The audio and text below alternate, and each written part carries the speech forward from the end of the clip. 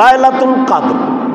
আল্লাহ তাআলা বলেন, ইন্না আনজালনাহু ফি লাইলাতুল কদর, নিশ্চয় আমি কোরআন কদরের রাতে অবতীর্ণ করেছি।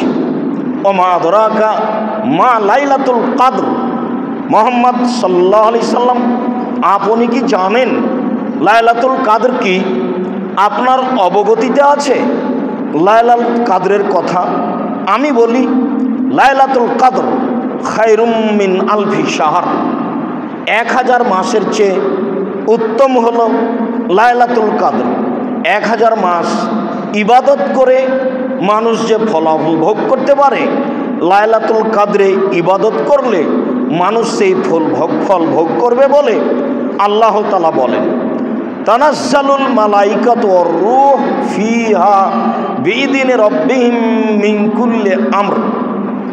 সেই রাতে জিবরাইল এবং ফেরেশতাগণ তাদের প্রতিপালকের পক্ষ থেকে সারা বছরে যা কিছু হবে তার বিধিবিধান নিয়ে অবতীর্ণ হন। এইটা বহাল থাকে, সালামুন হিয়া হাত্তা মাতলাইল ফজর, রাত্রি নিঝুম প্রশান্তিপূর্ণ থাকে ফজর পর্যন্ত, যতক্ষণ পর্যন্ত সলাতের আজানের সময় না হচ্ছে, যা অত্র আয়াতে বোঝা যায়। আল্লাহ তাআলা অন্যত্র বলেন, ইন্না আনজালনাহু ফি লাইলাতিন মুবারাকা, নিশ্চয় আমি কোরআন মঙ্গলময় বরকতময় রাতে অবতীর্ণ করেছি। ফিহা ইউফরাকু কুল্লু আমরিন হাকিম, নিশ্চয় সেই রাতে জ্ঞান সম্পন্ন বিধানগুলি বাস্তবায়নের সিদ্ধান্ত নেওয়া হয়।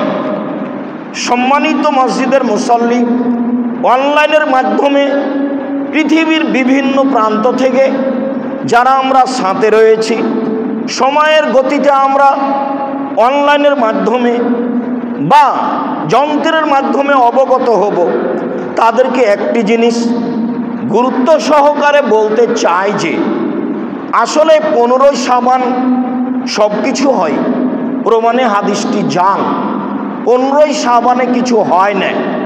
সারা বছরে যা কিছু সিদ্ধান্ত নেওয়া হয়, যা কিছু করব বলে আল্লাহ তাআলা ফেরেশতাদেরকে অবগত করান, তা হলো লাইলাতুল কদরে, যা সূরা কদরে বোঝা যায়, যা অত্র আয়াতে বোঝা যায়।